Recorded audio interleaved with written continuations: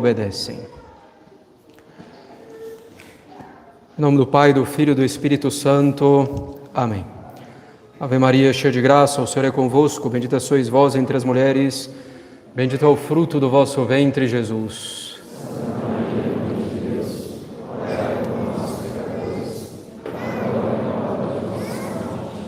Podem sentar-se. Um breve lembrete para aqueles que se inscreveram. A catequese de primeira comunhão e de crisma de crianças começa no próximo sábado, dia 4 de fevereiro. O catecismo de adulto começa no dia 18 de fevereiro, penúltimo sábado do mês, portanto. Lembro ainda que continuam abertas as inscrições para os respectivos retiros de homens e de mulheres, agora em fevereiro, também para o retiro de Santo Inácio, de 5 dias em julho, um para homens e um para mulheres igualmente. Caros católicos, continuamos essa belíssima sequência de epístolas de São Paulo que trata da caridade fraterna. No domingo passado dizia o apóstolo que a nenhum homem devemos fazer o mal, que devemos, ao contrário, sempre pagar o mal com o bem e vencer o mal com o bem. Fazendo o bem não só diante de Deus, mas também diante dos homens, incluindo nossos inimigos. Na epístola de hoje, o apóstolo é formal. Quem ama o próximo, cumpre a lei, cumpre toda a lei. Outros mandamentos nos de São Paulo estão contidos nesse: ama o próximo como a ti mesmo. E continua: o amor ao próximo não opera o mal, e a plenitude da lei é o amor. Feliz coincidência, caros católicos, orquestrada pela providência nesse ano, o termos essa epístola sobre a caridade fraterna no dia da festa de São Francisco de Sales, 29 de janeiro. Procuremos entender, portanto, caros católicos, um pouco melhor a doutrina salesiana do amor ao próximo, que nada mais é do que a doutrina do Sagrado Coração de Jesus. São Francisco de Sales diz que em todo lugar onde floresce o amor a Deus, floresce igualmente o amor ao próximo. E isso é bem verdade.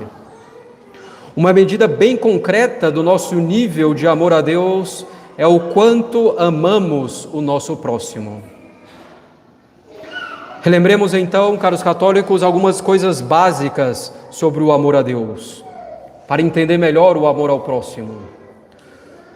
O amor nos inclina ao ser amado, ao ser que nós amamos.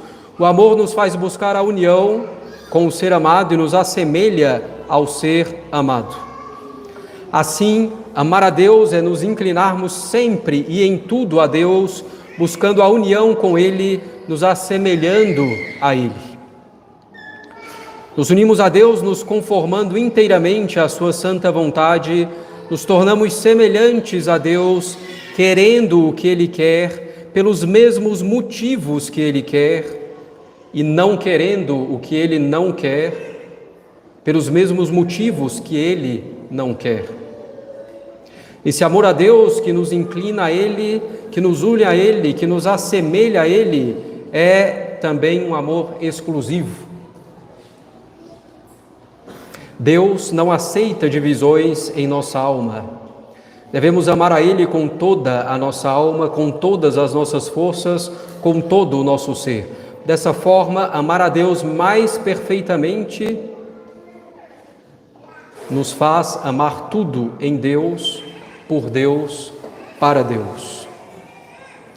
Só posso amar outras coisas na medida em que elas são conformes à vontade de Deus, na medida em que elas me conduzem a Deus, na medida em que elas agradam a Deus. De tal forma, caros católicos, que não devemos ter amor que não seja em Deus, por Deus, para Deus. Esse amor a Deus que me une a Ele, que me torna semelhante a Ele, está claro, me leva a amar tudo o que Deus ama. E Deus ama os homens que estão aqui na terra. ainda nessa vida. Esses homens que estão aqui na terra, que chamamos de nossos próximos. Deus ama esses homens que estão ainda aqui na terra porque são capazes do céu, porque eles são capazes de se santificarem. Todos eles são capazes de conhecerem a Deus, de amá-lo, de se santificarem. Deus ama todos os homens, portanto, que estão sobre a terra, nós e nossos próximos.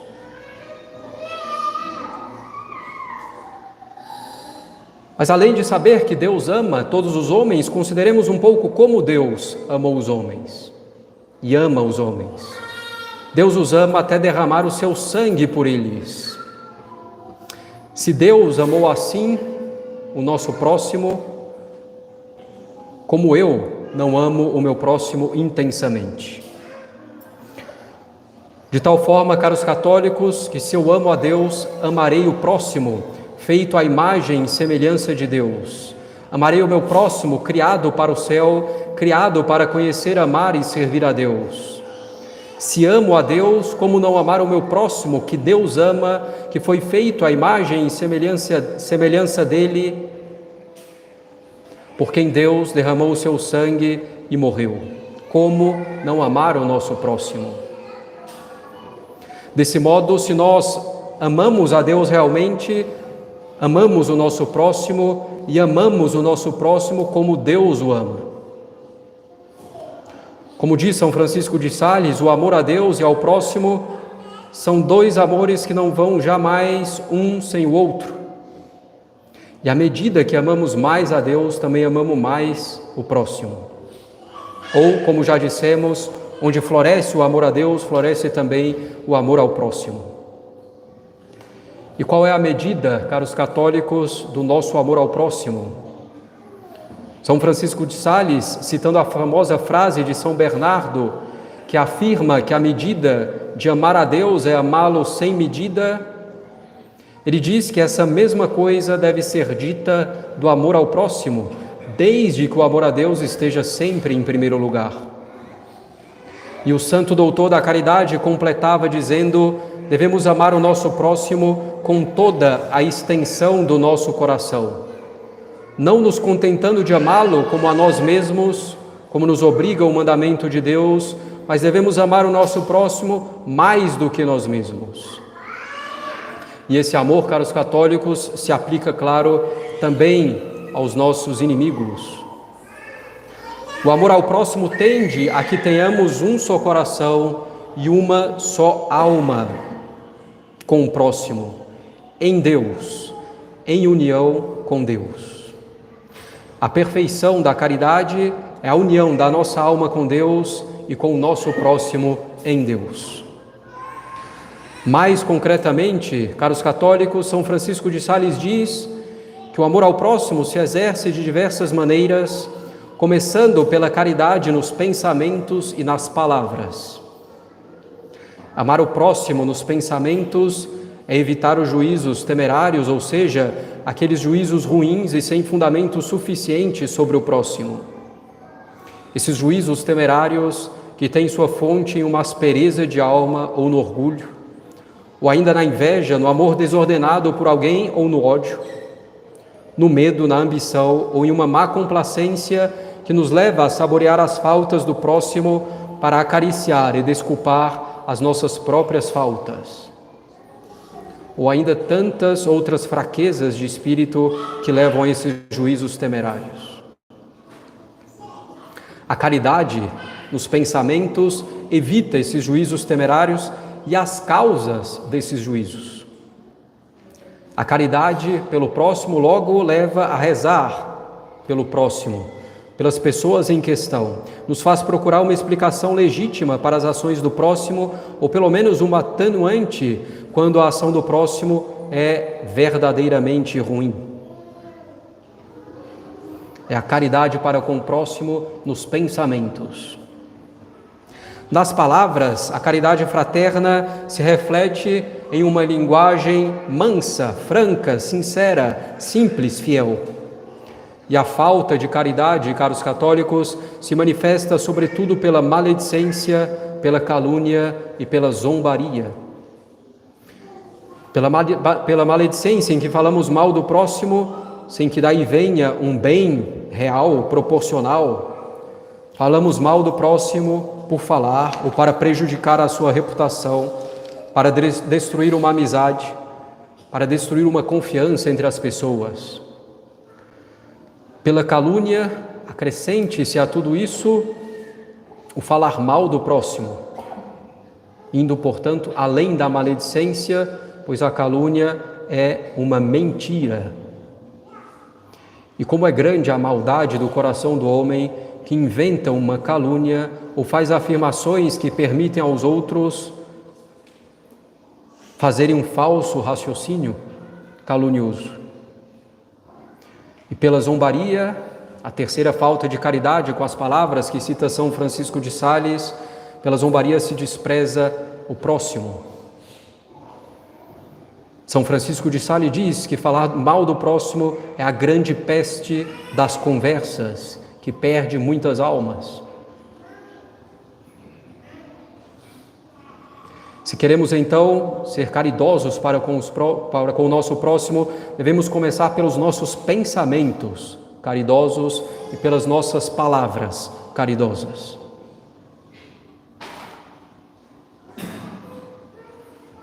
Então, a caridade se exerce por pensamentos e palavras, como acabamos de ver, mas São Francisco de Sales diz que ela se exerce também na ajuda ativa ao próximo e no sustento paciente do próximo.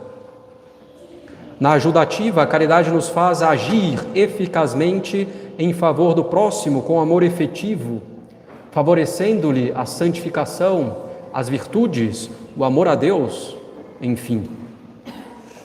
No sustento paciente do próximo, sofrendo pacientemente pelo próximo e sofrendo pacientemente de suas falhas e defeitos, é que exercemos a caridade.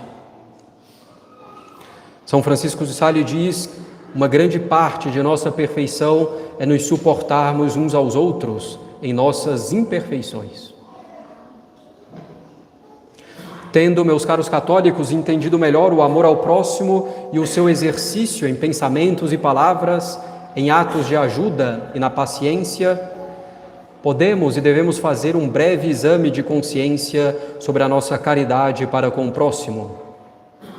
Para isso, tomemos como base o exame de consciência da caridade fraterna que faz o próprio São Francisco de Sales no Filoteia, livro, aliás, indispensável para quem quer progredir na prática da religião católica, a única verdadeira.